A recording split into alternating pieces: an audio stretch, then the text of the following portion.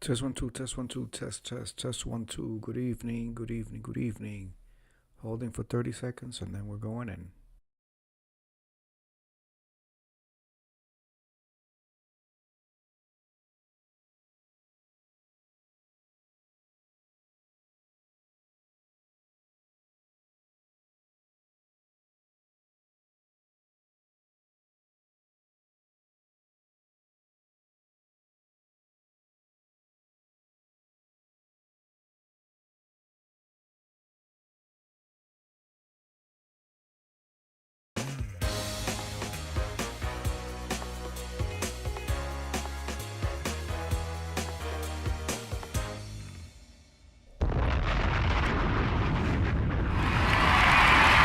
Good evening, good evening, good evening. I am Honky and welcome to my world, a cornucopia of stuff. Ladies and gentlemen, I am spent and exhausted, but here we are. Today, it's a little bit of a different profile. As many of you probably, woke up to the news of Reverend Jesse Jackson passing, transitioning today.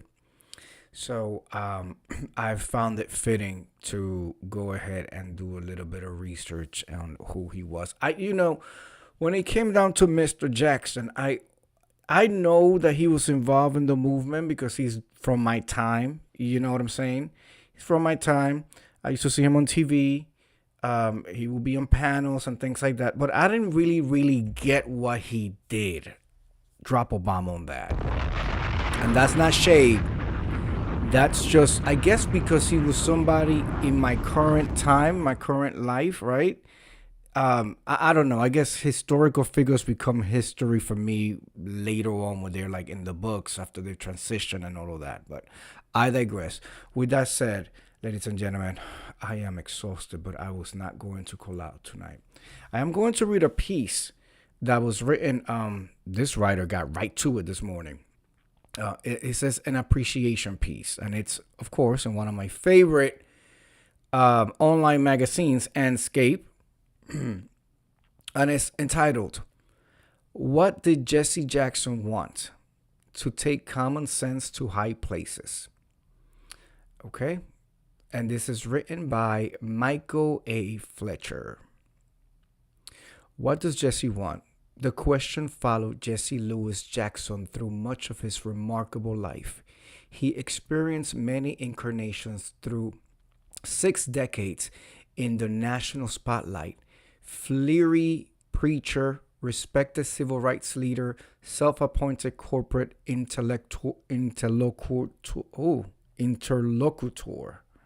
unlikely hostage negotiator, pioneering presidential candidate. I did not know that he ran for president. Shadow senator, political advisor, international peacemaker, all purpose activist. Long before the United States had an actual black president, Jackson, who died Tuesday at age 84, was widely seen as an unofficial president of black America. His many achievements are a tribute to his restless energy, audacious vision, moving eloquence, and uncommon smarts. Oh yes, honey, and I believe he made it far. I did not know. I did not know that he ran for president. All right, I continue. They came despite no small amount of skepticism from those who saw him as opportunistic and self serving. What does Jesse want? They would ask. His message of social justice, racial harmony, and yes, patriotism gave him the moral authority to push doubt aside and repeatedly command the attention of the nation's most powerful people and institutions. When he got their attention, he would put them on the spot, challenging old assumptions and old ways of doing things as he worked to provide free benefits for black and poor people. He mounted two surprisingly strong campaigns for the Democratic presidential nomination in both 1984 and 1988 that demonstrated the pivotal power of the black vote and the multiracial appeal of his Rainbow Coalition. Drop a bomb on that. Yes, before the gays took it over, this was the Rainbow Coalition. That's his organization. I didn't know that much, Naris 21. Jackson used the leverage he gained in those campaigns to demand that Democratic Party reform its nominating process in ways that would make it easier for insurgent candidates. Just a second, I just gotta pop out on my computer. I don't know if you're being affected, Naris. There's something going on with YouTube right now. In all my devices, it's all jacked up, and I just got a pop up on my software, but it went away. Let me take that back. Jackson used the leverage he gained in those campaigns to demand that the Democratic Party reform its nominating process in ways that would make it easier for insurgent candidates to win and for black votes to matter more. In the late 1990s, Jackson began pressuring big financial firms and multinational corporations to hire and promote more African Americans, award more contracts to black vendors, and appoint more black people to corporate boards. Oh, we know Trump hated him. Open up the walls on Wall Street, Jackson demanded, and those of the big financial firms and corporate titans did, at least a little. Business executives did not like being called out any more than political kingmakers. But through the years, Jackson has won grudgingly participation from some major firms. He later mounted a similar effort in Silicon Valley. When Jackson announced in late 1983 that he was traveling to Syria as part of a delegation seeking the release of captured Navy Lieutenant Robert O. Goodman Jr., a bombardier, that's a plane, Naris, that's the plane, navigator whose plane had been shot down, the Ronald Reagan administration resisted. Does Jesse know what he's doing? Officials openly wondered. After Jackson returned with Goodman, President Reagan feted. I don't know what that is. FETED. Feted him with him from the White House. We gotta get that word, Naris. We gotta find that word. Okay, let's continue. Goodman was amazed by the gumption of Jackson's move, which he told Anscape in 2021 caught him totally off guard.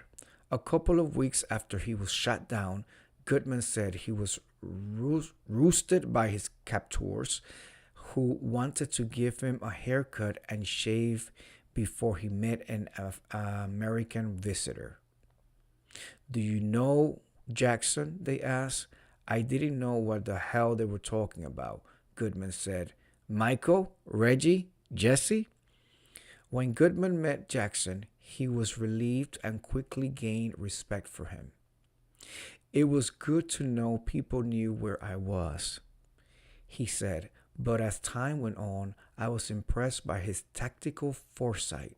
He has this falsely calm demeanor, but even with that, you can see him calculating at 500 miles per hour, trying to figure what is going to happen next." Decades later, Goodman, who lives in Colorado, remained awed by Jackson. "That was a pretty ballsy move," he said. "I don't know too many people from a relatively minor base who would thrust themselves into international politics on a mission that had maybe a 20% chance of success. That is just one quality that sets Jackson apart. As a reporter, I have covered around a dozen events where Jackson spoke, and his ability to move crowds and capture big concepts in pithy phrases never disappoint. If my mind can conceive it and my heart can believe it, I know I can achieve it. He would say frequently. He led his audience in chanting, I am somebody.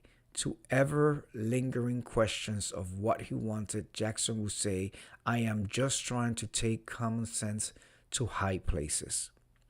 More revealing, however, were the few private moments I shared with Jackson throughout the years. On several occasions, top editors summoned me to join private meetings with Jackson. Those sessions often reflected Jackson's stature, even if they also exposed his organizational shortcomings. Typically, he would show up unannounced with urgent issues to discuss, but no fact sheets or white papers or backup materials other than his own trenchant observation. At times, busy editors may have been annoyed by the intrusions, but they always tried to make time for him. His visit might be about the suspicious fires at black churches across the South, or the lack of trauma centers on Chicago's South Side, or the outcome of a peacemaking trip to Africa or the Balkans. I don't know what that is, but it sounds like a place. Balkans, Naris. Balkans. Before mass incarceration was widely seen as a scourge on the black community, he would talk about traveling to cities around the country and repeatedly seeing new sports arenas and new jails. He talked about underfunded schools, the dignity of work, and the corrosive impact of racism. He would observe that the persistent poverty in the rural South is a legacy of the region's particularly racist history. Drop a bomb on that.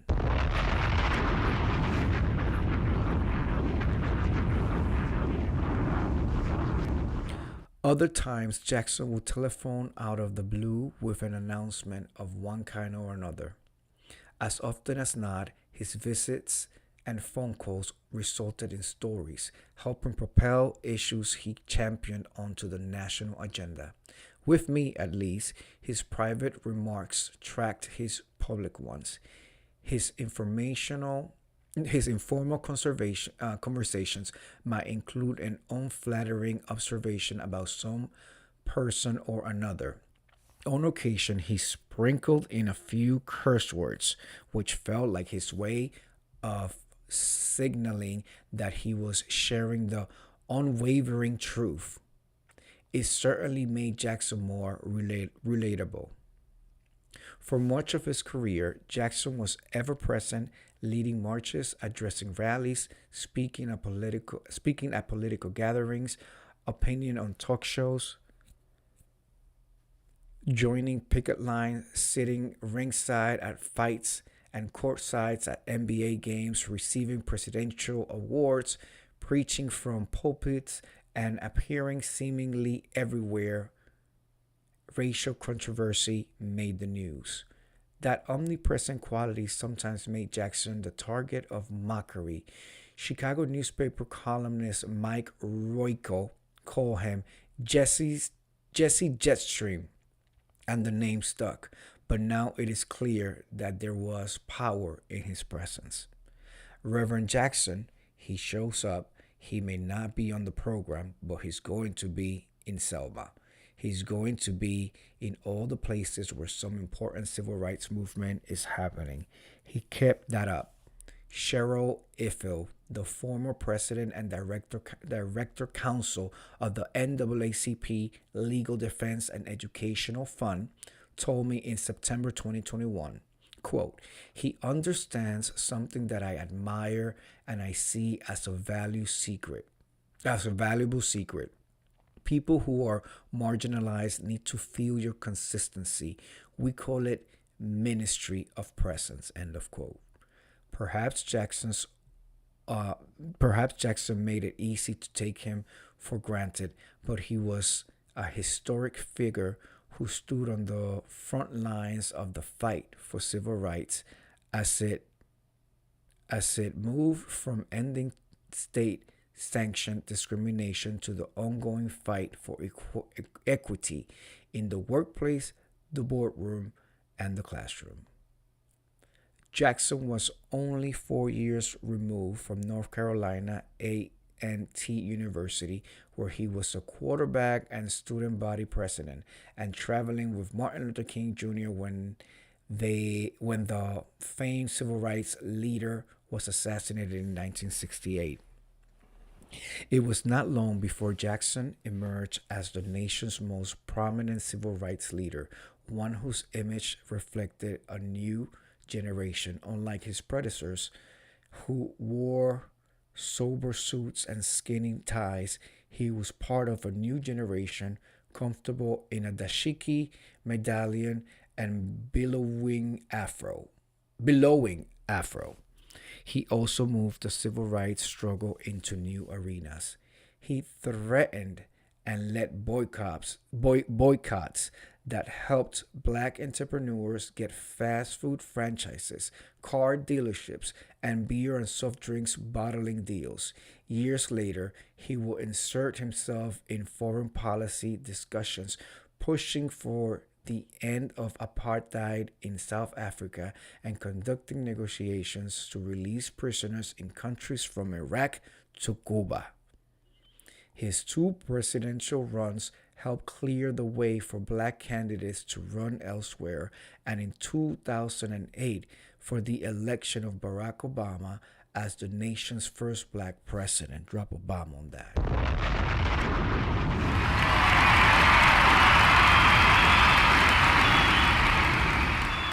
This idea of a black candidate being able to develop his fusion support, which later was solidified by President Obama for sure, was the first successfully accomplished was first successfully accomplished by Reverend Jackson.